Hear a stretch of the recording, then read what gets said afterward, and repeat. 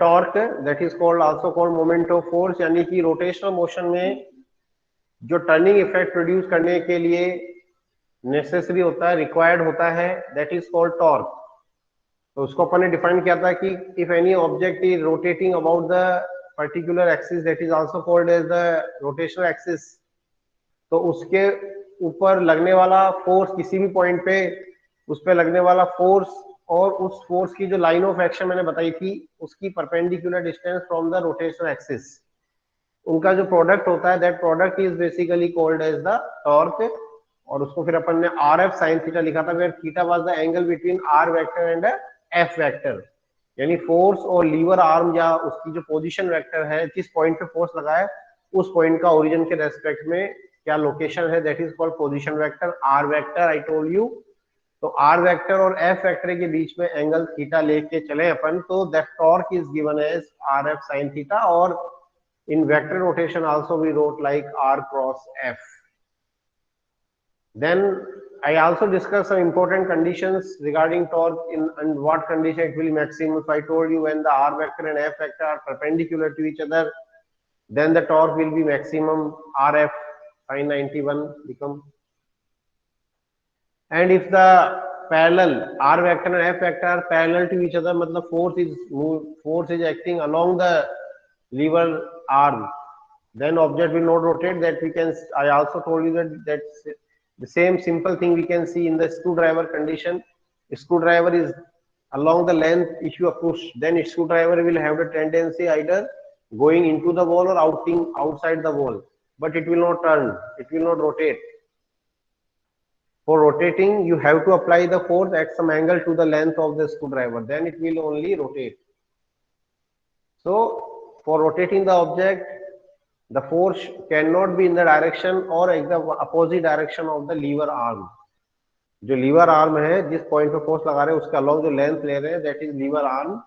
तो उस ऑब्जेक्ट की जो लीवर आर्म है उसके पैरेलल फोर्स नहीं होना चाहिए, तो भी आपका टॉर्क जीरो आता है, और इसको हम प्रैक्टिकली फील भी कर सकते हैं। फिर मैंने बताया था कि लीवर आर्म की लेंथ यदि ज्यादा होगी तो हमें ऑब्जेक्ट को टर्न करने के लिए, रोटेट करने के लिए कम फोर्स लगाना पड़ेगा। बताया था मैंने, given for the given value of torque R proportional to 1/f, तो more value of R means more value of lever arm length will give you the less force.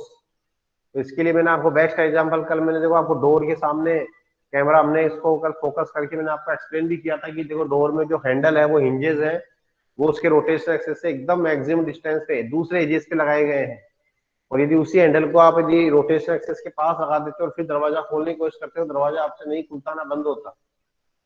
तो ये सिंपल बातें ही जो हमारे डेली लाइफ में है, जिनको हम कई बार नोटिस नहीं करते हैं या नहीं कर पाते हैं, वहीं से ही हम इस टॉर्क को पूरा एक्सप्लेन कर सकते हैं। इसके लिए हमें कहीं स्पेशल अरेंजमेंट की जरूरत नहीं है। ये टॉर्क जो है हमारी daily day to day life activity से जुड़ा हुआ फिनोमिना है फिजिकल क्वांटिटी में। आज एक बहुत अलग एक और इंपॉर्टेंट क्वांटिटी अपन लेके चलेंगे, angular momentum. So today we will discuss the another important quantity in rotational kinematics, rotational motion, कि किसी भी ऑब्जेक्ट के रोटेशनल मोशन से एसोसिएटेड एक और क्वांटिटी हम डिस्कस करेंगे, that is called angular momentum. तो क्या होता है एंगुलर मोमेंटम स्टूडेंट्स? सो जैसे कि एक टर्म था linear momentum. Linear momentum means the amount of the motion contained in any body, और in other words the product of the mass and velocity, that is called linear momentum. तो whenever any object rotates about any fixed axis, particular axis, then due to the rotation it possesses some momentum. What I told, due to its rotational motion it possesses some momentum, it possesses some motion, amount of motion, it possesses some type of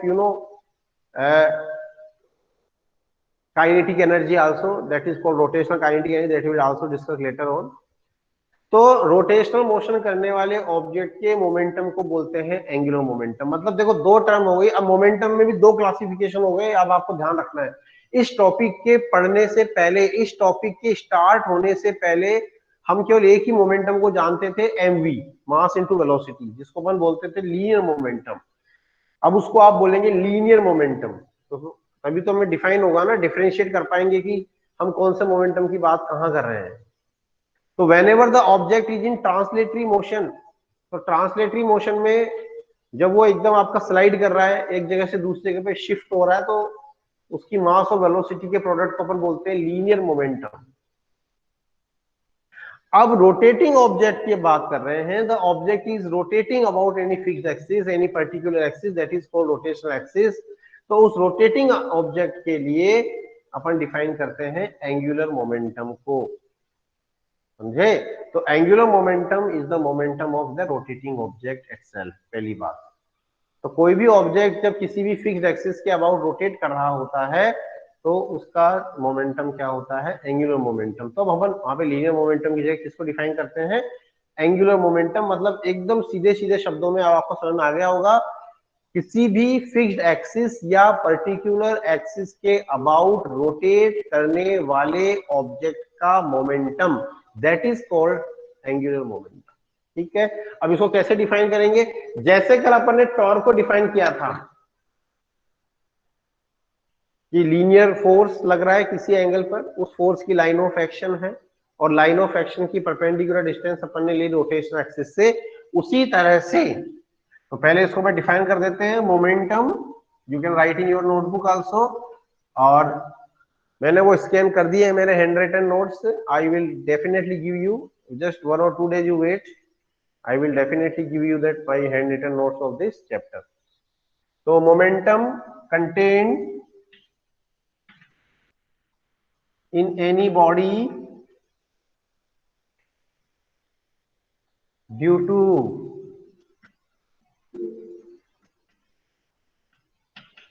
rotational motion, rotational motion के कारण जो momentum content है किसी भी body में, that is called angular momentum. इसको अपन, ये इसका मतलब बताया मैंने, इसका फॉर्मूला अपन देखते हैं।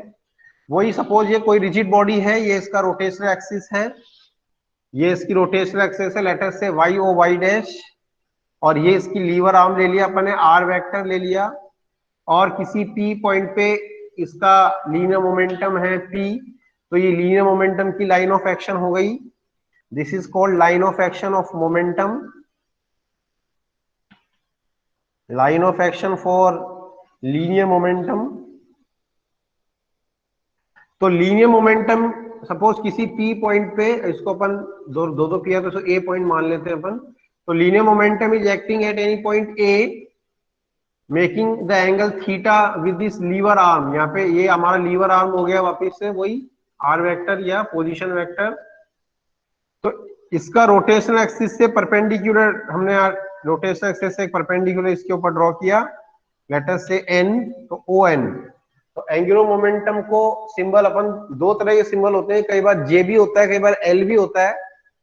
अभी इस चैप्टर में आपको एल बताया गया तो मैं एल ले लेता हूं, कई जगह जे भी मिलेगा आपको एंगुलर मोमेंटम। ये केमिस्ट्री में जब इलेक्ट्रॉन के एंगुलर मोमेंटम को डिफाइन कर रहे हो वहां जे मिलेगा ज्यादातर आपको। खैर सिंबल से इतना ज्यादा कोई फर्क नहीं पड़ रहा है, मतलब पता होना चाहिए आपको। तो angular momentum L is equal to, तो एंगुलर मोमेंटम सिंबल क्या रहेगा, एल। ये ध्यान रखना सब बच्चे, in this chapter I will taking L. ये भी थीटा हो गया, तो that is the product of linear momentum, linear momentum into perpendicular distance into perpendicular distance of line of action। अब ये लाइन ऑफ एक्शन किसकी कंसिडर कर रहे हैं अपन, लीनियर मोमेंटम की। मैंने पहले लिख दिया है line of action for linear momentum from rotational axis, from rotational axis. तो रोटेशनल एक्सिस से लीनियर मोमेंटम का जो लाइन ऑफ एक्शन है उसकी परपेंडिकुलर डिस्टेंस, तो ये हो जाएगा P और into perpendicular distance, that is O N. I think it is clear to everybody. अच्छा, थोड़ा सा नीचे वाला पोर्शन हो सकता है गायब हो रहा होगा, I just arrange the camera.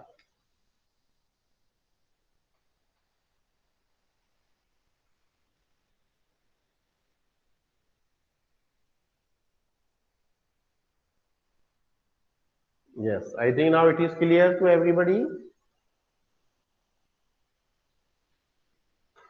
Yes, ठीक है ना, वो नीचे का पोर्शन थोड़ा हो सकता है गायब हो रहा होगा, but now it is clear, it should be clear. Okay, तो स्टूडेंट्स नाउ, तो लीनियर मोमेंटम हो गया P इंटू ओ एन. अब आप देख सकते हैं वही triangle O N P, O A N sorry, इसमें हम देख सकते हैं sine theta perpendicular upon hypotenuse, यानी O N is perpendicular, hypotenuse is R, so that we can say r sin theta. तो L equals to we can say rp sin theta. O N को हम r sin theta लिख देंगे. तो this is the formula of angular momentum. L vector we can write r vector cross p vector, यानी कि cross product of lever arm r vector और we can say position vector and linear momentum. तो linear momentum का cross product with R vector, और we can say R vector का linear momentum के साथ cross product R cross P, that is basically called as the angular momentum. तो देखो एकदम वही पैटर्न से अपन ने उस एंगुलर मोमेंटम को डिफाइन किया है जिस पैटर्न में अपन ने कल फोर्स सॉरी टॉर्क को डिफाइन किया था, मोमेंट ऑफ फोर्स को.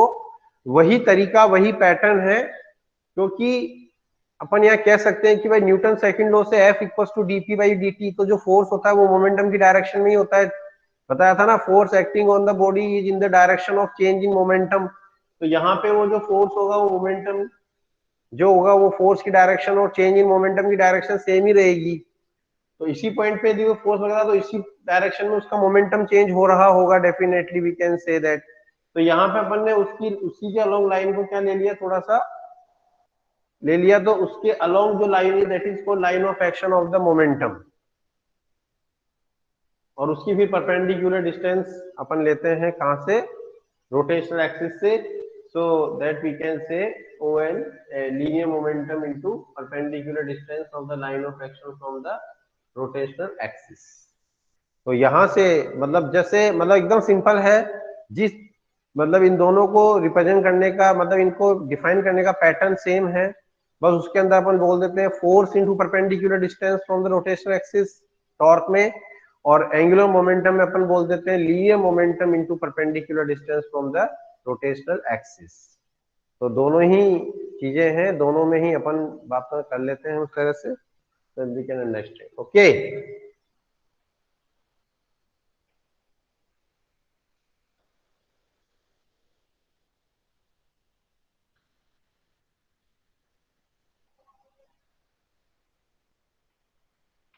सो हमारा टॉर्क का फॉर्मूला क्या आया, RP sine theta.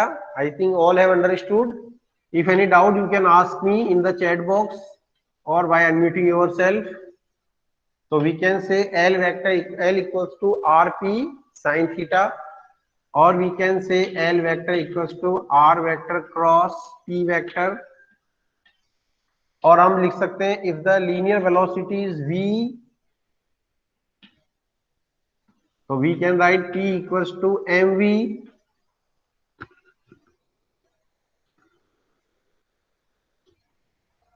then we can write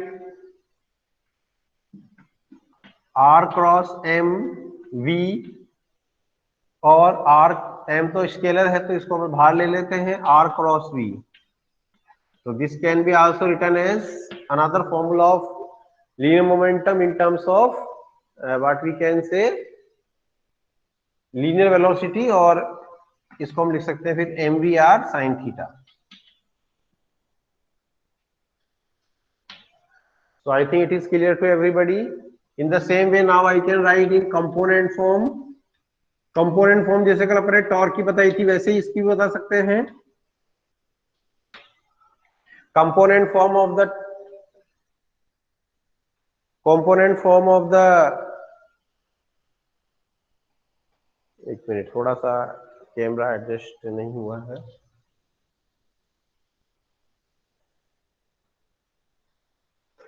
yes, तो कंपोनेंट फॉर्म तो देखेंगे वही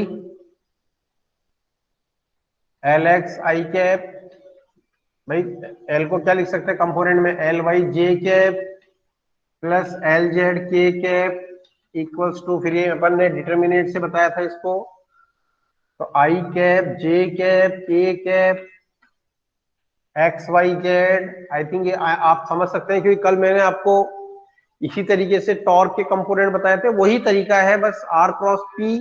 तो आर के component X Y Z, X I K, Y J K J K Z K cap sorry, और मोमेंटम के component P X P Y P Z अपन ले लेते हैं। जैसे फोर्स का कल अपन ने एफ एक्स एफ वाई और एफ जेड लिया था, उसी तरह से मोमेंटम के कंपोनेंट अपन P X P Y P Z consider कर ले। तो अब अपन इसको सोल्व कर लेते हैं, जैसे कल अपन ने किया था वैसे ही एक्स, जैसे इसके लिए तरीका आपको आता ही होगा, Y P Z sorry Y P Z minus Z P Y, फिर प्लस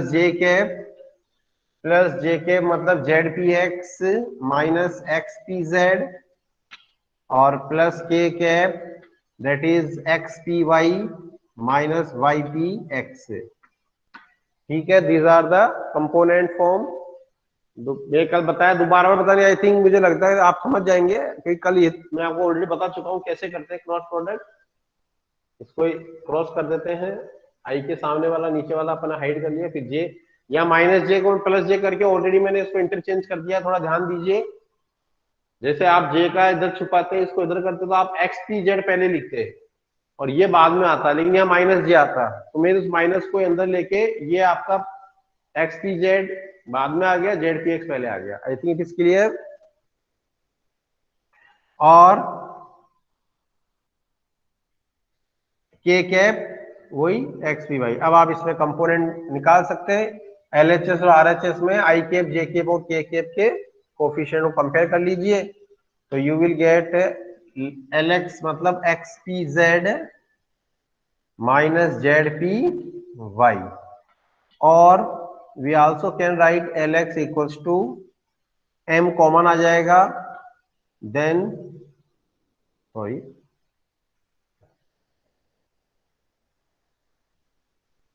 वाई पी जेड आएगा, L X equals to Y P Z minus Z P Y, और L X equals to M common ले लेंगे तो Y V Z minus Z V Y, मतलब अपन ने momentum को एम वी लिख दिया तो एम वी एक्स हो जाएगा, M V Y M V Z, P X P Y P Z को अपन M V X M V Y और एम वी जेड लिख सकते हैं। I think it is clear.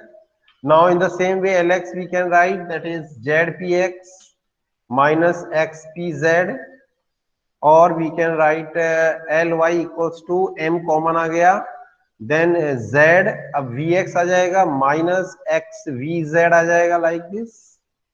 मतलब मैं साथ के साथ in terms of linear velocity भी कंपोनेंट लिख रहा हूं, क्योंकि लीनियर वेलोसिटी के टर्म्स में भी बहुत इंपॉर्टेंट फॉर्मूले हैं, ये भी एग्जाम में काम आते रहते हैं frequently.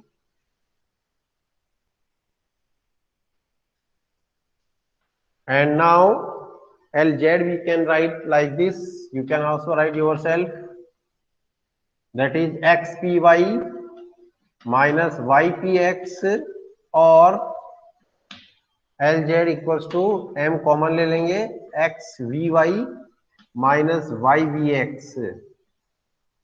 So now you can see students, we have written the all three x y z component of the linear angular momentum। तो वही बात है, मैंने बताया था कि angular momentum is R cross P, तो एंगुलर मोमेंटम का जो डायरेक्शन होता है it is axial vector basically, just like yesterday I told you about the torque is axial vector, in the same way the angular momentum is also an axial vector. So the direction of the torque will be, sorry, direction of the angular momentum will be the perpendicular to the plane of r vector cross p vector, यानी कि r vector और p vector के plane के perpendicular जो आपका होता है that is the direction of angular momentum L vector. ठीक है, तो दिस इज ऑल अबाउट। ऐसा यूनिट आप देख सकते हैं, ऐसा unit of angular momentum L, तो क्या था, आर पी साइन थीटा था, साइन थीटा डायमेंशन लेस है, इसका कोई डायमेंशन होता नहीं है, तो डायमेंशन क्या हो गया एल का, देखो डिस्टेंस आर यानी डिस्टेंस लीवर आर्म मीटर, और मोमेंटम का क्या था, किलोग्राम मीटर पर सेकंड, याद होना चाहिए एमवी। तो ये हो जाएगा kilogram metre square upon second. तो unit of angular momentum is kilogram metre square per second. Always remember units are very important. Units में कोई गड़बड़ नहीं करनी है, क्योंकि न्यूमेरिकल्स वगैरह में भी यूनिट्स का बड़ा रोल होता है, वरना आपका हाफ मार्क्स कट जाता है गलत यूनिट डालने पे। सपोज एंगुलर मोमेंटम का यूनिट, एंगुलर मोमेंटम का कोई न्यूमेरिकल आप सिंपल न्यूमेरिकली आप कर रहे हैं कोई एग्जाम में, और वहां पे आपने यूनिट नहीं मेंशन किया है उसका, then you can lose your half marks at least. ठीक है, तो units are also very important. Kilogram metre square per second, it is the SI unit, MKS unit of the angular momentum we can write. Okay, so this is all about the angular momentum students. If any doubt you can ask me, or then we can also write like for torque also I told you yesterday कि under what condition the torque is maximum, under what condition it is minimum, and similarly we can write for the same thing we can write for the angular momentum also, when r vector and p vector are perpendicular to each other,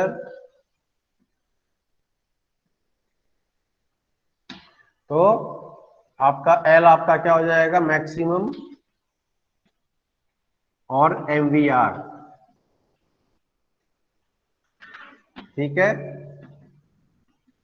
यानी कि R vector and P vector, linear momentum and R vector are perpendicular to each other. तो ऐसी condition में आपका जो है वो maximum torque लगेगा, मैक्सिमम एंगुलर मोमेंटम लगेगा। टॉर्क भी मैक्सिमम होगा डेफिनेटली, पर एंगुलर मोमेंटम क्या होगा, मैक्सिमम होगा। ठीक है बच्चों, and in the same way when r vector and p vector are parallel to each other, r vector and p vector are parallel to each other, then we can write minimum torque will be acting, that is 0. Theta will be either 0 degree or 180 degree, मतलब anti parallel होने पर भी L 0 ही होगा। तो this is, तो ये आपके torque की कंडीशंस हो गई कि under what condition the torque will be maximum and under what condition the torque will be minimum. ये भी बहुत इंपॉर्टेंट बातें हैं।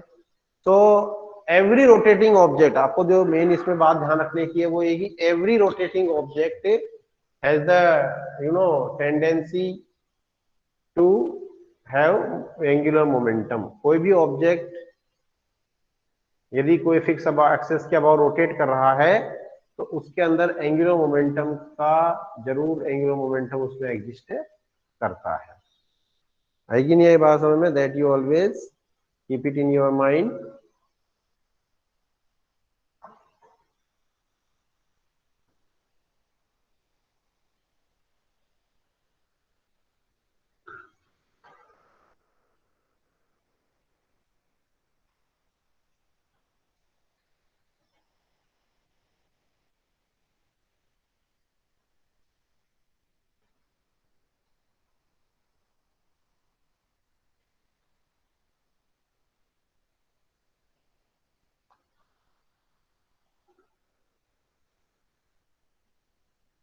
Now, yes, so now we can write relation between torque and angular momentum। अब हमने दो physical quantity define कर दी, अब इनमें एक रिलेशन अपन डिफाइन कर सकते हैं, relation between torque and angular momentum.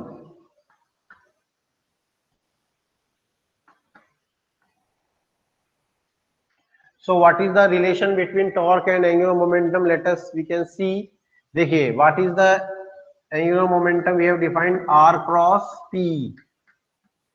ठीक है, ये हमारा फॉर्मूला है definitely, cross product of linear momentum vector and position vector.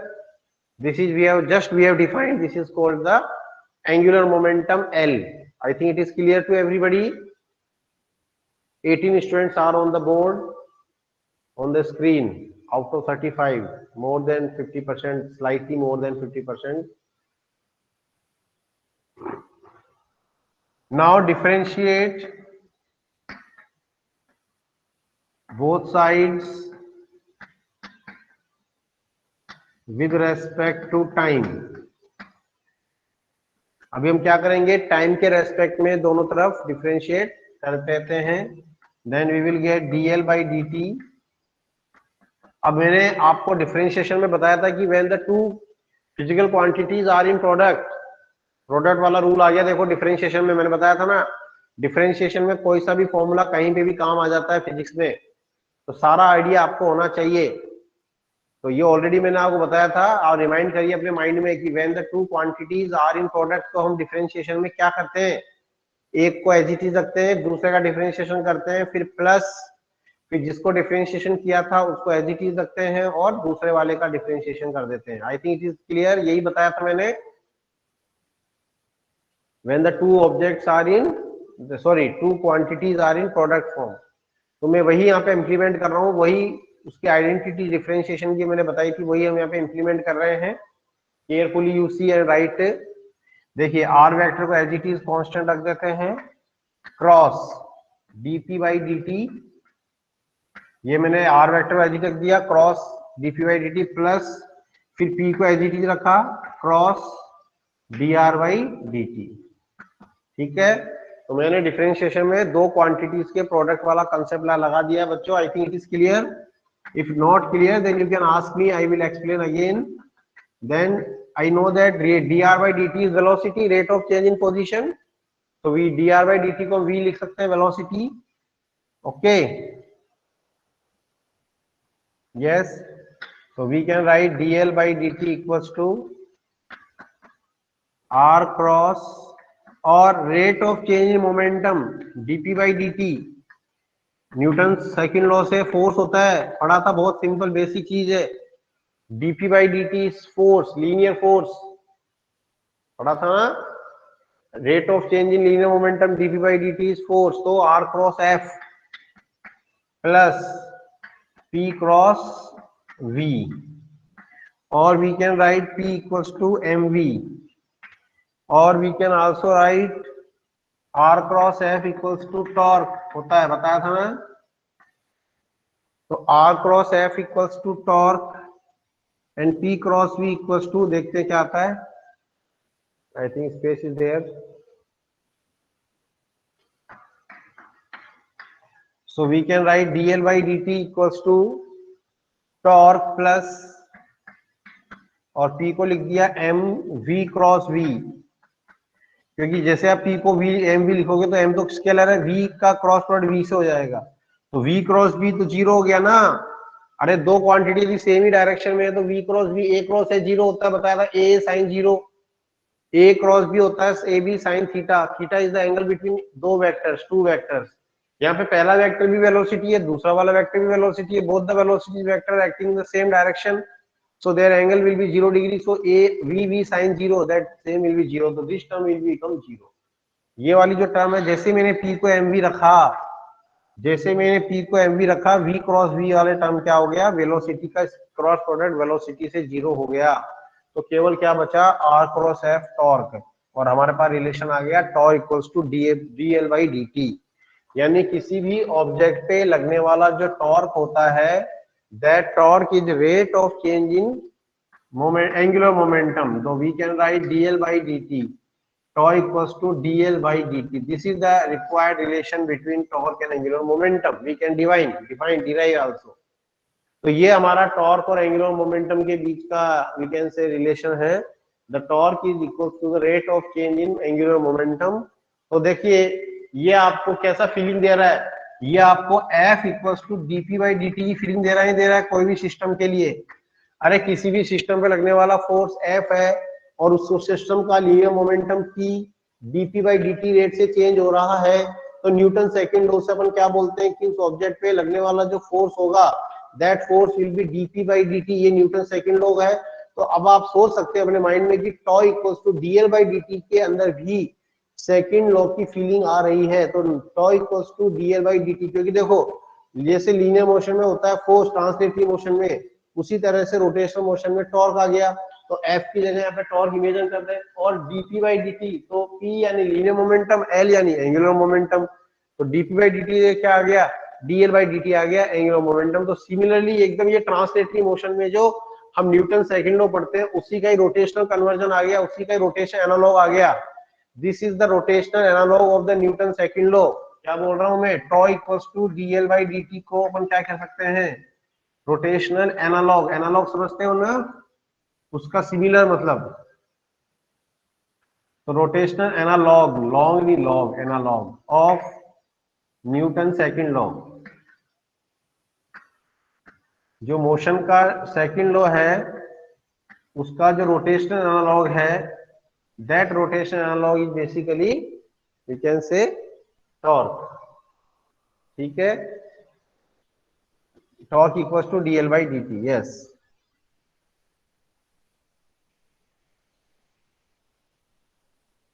so I think student it is clear to everybody, torque rotation analog of Newton's second law of motion, tau equals to dl by dt. There should not be any doubt regarding this.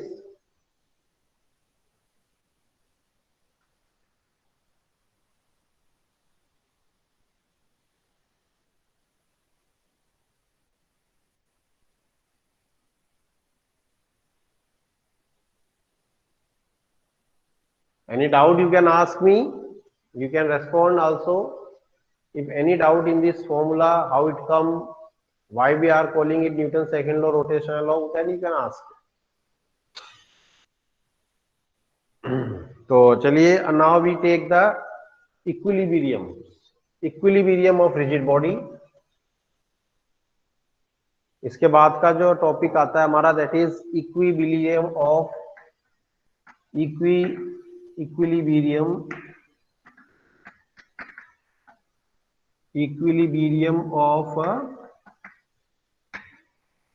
Rigid bodies. तो rigid bodies का equilibrium को आप define करेंगे now.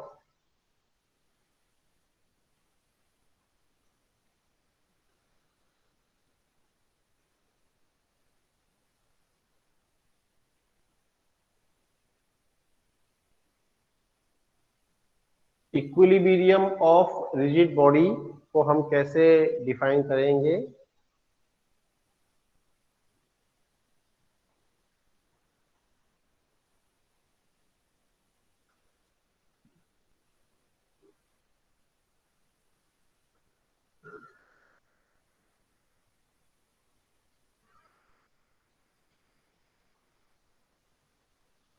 तीन तरह का equilibrium होता है स्टूडेंट्स,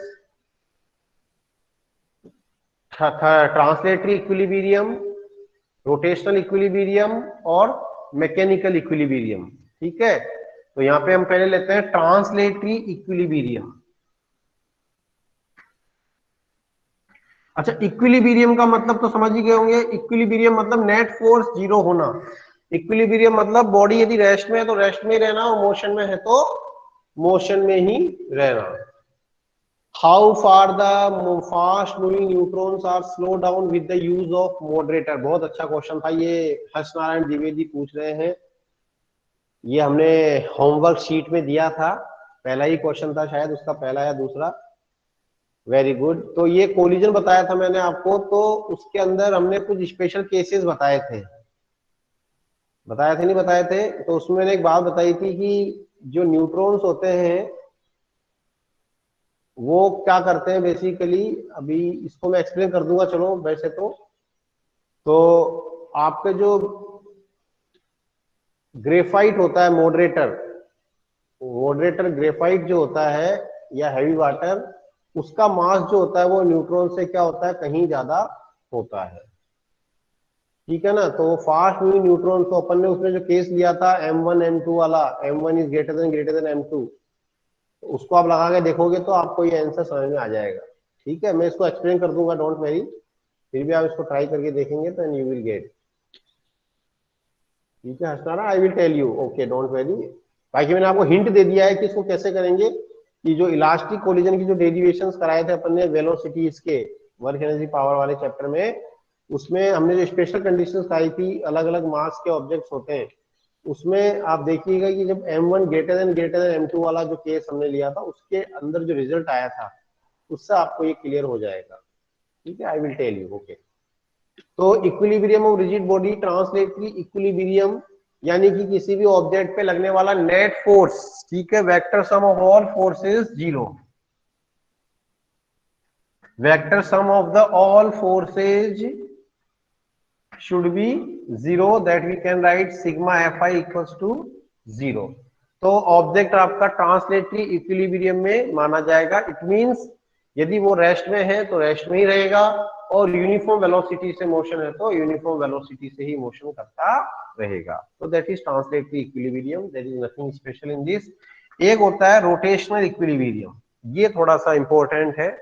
रोटेशनल इक्विलिब्रियम और ट्रांसलेटरी इक्विलिब्रियम। ट्रांसलेटरी इक्विलिब्रियम मतलब उस पे लगने वाले जितने भी फोर्सेज हैं उन सभी का वेक्टर सम क्या होना चाहिए, जीरो होना चाहिए, then it is called as the translatory equilibrium. अब आता है rotational equilibrium.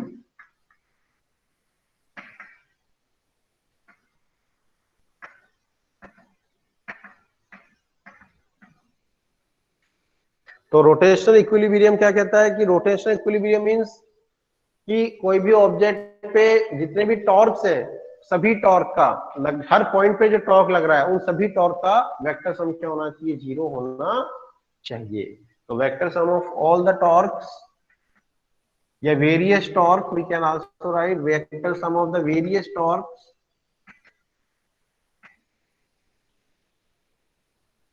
Acting on any system that is zero.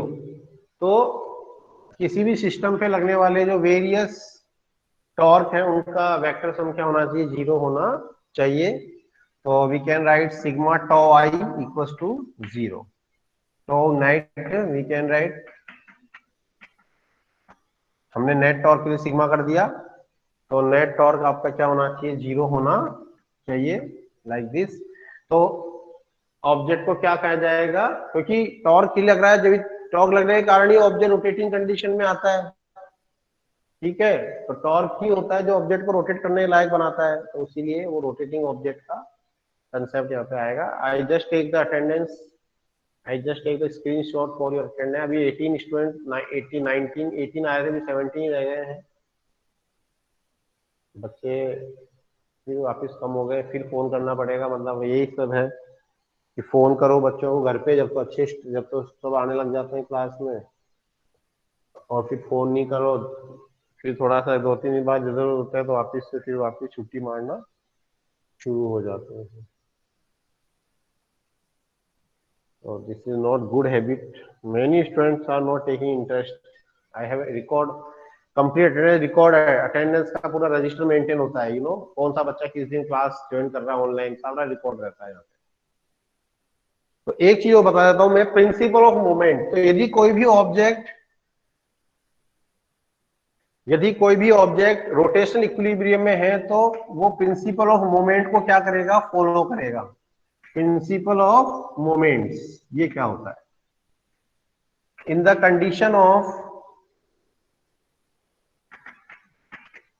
Condition of rotational equilibrium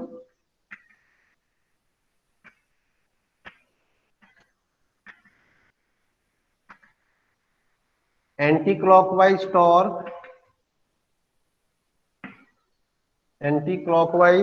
torque and clockwise torque are equal to each other. Anti-clockwise torque and clockwise torque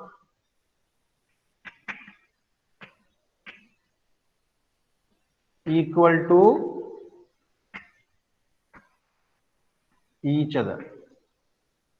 क्या मतलब हुआ, suppose मान लो ये कोई भी रिजिड बॉडी है, अब इस पे ये एक फोर्स इधर लग रहा है F1, एक फोर्स यहां लग रहा है F2, और ये इसका रोटेशनल एक्सिस है लाइक दिस। O पॉइंट के अबाउट ये रोटेट कर सकती है, तो ये डिस्टेंस आपकी क्या हो गई, D1 हो गई, और ये डिस्टेंस आपकी क्या हो गई, D2। तो सबसे पहले हमने बोला in the condition of rotational equilibrium. तो रोटेशनल इक्विलिब्रियम में मैंने बताया था सभी टॉर्क का वेक्टर सम क्या होना चाहिए, 0 होना चाहिए। तो जो जितने भी टॉर्क का वो, सपोज हम दो टॉर्क लेके चल रहे हैं, दो फोर्स लेके चल रहे हैं, तो वो दोनों फोर्सेस के कारण जो टॉर्क वो भी क्या होना चाहिए, इक्वल और अपोजिट होना चाहिए।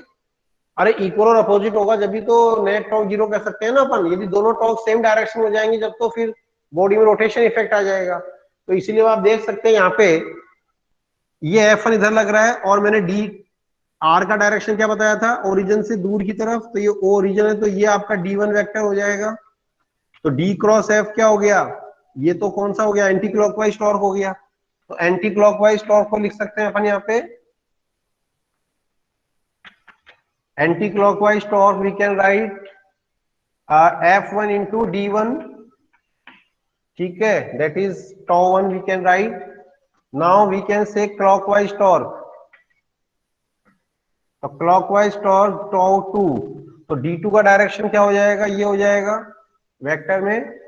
तो ये क्लॉकवाइज टॉर्क हो गया, देखो D क्रॉस F, D से F की तरफ जाना है, तो दैट इज F2 D2, और थीटा 90 चल रहा है F और D1 में, देख सकते हैं यहाँ पे आप, हियर आल्सो। तो मैंने बताया था प्रिंसिपल मोमेंट मतलब दोनों टॉर्क इक्वल होना चाहिए, मतलब F1 D1 equals to we can write F2 into D2। तो यहां से अपन क्या निकाल सकते हैं, कोई सी भी वैल्यू निकाल सकते हैं। मतलब अपन को यहाँ पे कई बार ऐसे न्यूमेरिकल्स आ जाते हैं कि जहाँ पे फोर्सेस की वैल्यू और डिस्टेंसेस, उनकी रोटेशनल एक्सिस से डिस्टेंस वगैरह तो दे दी जाती है। तो रोटेशनल इक्विलिब्रियम के लिए कोई सी भी डिस्टेंस, जैसे मान लो आपको दे देगा कि 20 newton and 100 newton force are acting, then 20 Newton force is acting at the some 10 centimeter distance from the rotational axis, then what will be the distance of the other force from the rotational axis so that the body remain in the rotational equilibrium। समझ में आई मेरी बात? आपको दो forces दे दिए, both are acting in the downward direction. एक force की वैल्यू दे दी, कुछ भी दे दी, सपोज 100 न्यूटन, 20 न्यूटन मान लेते हैं, एक बार इसको 100 न्यूटन मान लेते हैं, इसका डिस्टेंस दे दिया रोटेशनल एक्सिस से, कुछ भी दे दिया, जैसे 10 सेंटीमीटर, तो D2 निकलवा लेता है। तो इस तरह से, इस तरह के क्वेश्चंस में कि रोटेशनल इक्विलिब्रियम में एंटी क्लॉकवाइज टॉर्क और क्लॉकवाइज टॉर्क जो होते हैं वो एक दूसरे के इक्वल होते हैं, ठीक है। तो this is called as the principle of moments. I think it is clear. तो ये है, तो इसमें आपका क्या होता है, एक एफर्ट होता है, लोड आर्म होता है, एफर्ट आर्म होता है, उससे अपन निकाल सकते हैं, ठीक है, ये है। तो आपका जो प्रिंसिपल ऑफ मोमेंट्स के ऊपर क्वेश्चंस मैं एक दो करवा दूंगा। Attendance I have taken, Saumya were you absent? I think your name did not come. I think I have taken the snapshot already. Don't worry. If you are not there, I will mark your attendance. But I think that your name was there, or you could have left, I think. So students, that's all for today's class. इसके कुछ एक numerical मैं शायद दो करा दूंगा next class में, कि प्रिंसिपल ऑफ मूवमेंट के न्यूमेरिकल कैसे करते हैं, क्योंकि एग्जाम में आते भी हैं वो। तो इसके बाद फिर हमारा जो इंपॉर्टेंट टॉपिक अब इसमें आता है वो आता है मोमेंट ऑफ इनर्शिया। तो वो next class will be based on the moment of inertia, और मोमेंट ऑफ इनर्शिया के बाद फिर ये चैप्टर खत्म हो जाए। मतलब मोमेंट ऑफ इनर्शिया कोई छोटा टॉपिक नहीं है, काफी चीजें उसके अंदर है, मतलब, ठीक है ना। तो मोमेंट ऑफ इनर्शिया मतलब आई थिंक 2 और 3 डेज का टॉपिक है वो, 3 डेज तो लेगा ही कम से कम। तो दैट्स ओके। तो इसके न्यूमेरिकल्स क्या प्रैक्टिस कीजिए, अपने होमवर्क जो हमें विंटर वेकेशन में दिया था उसको अपलोड कर दीजिए सॉल्यूशन शाम तक आज। Again I am reminding you, ठीक है, अदरवाइज आपको डिफॉल्टर मान लिया जाएगा और उसी के अकॉर्डिंग फिर आपको आगे उसका खामियाजा भुगतना पड़ सकता है किसी भी रूप में। Okay, so because sufficient time you are always given for doing the homework, even though many students do not do, that is not good thing.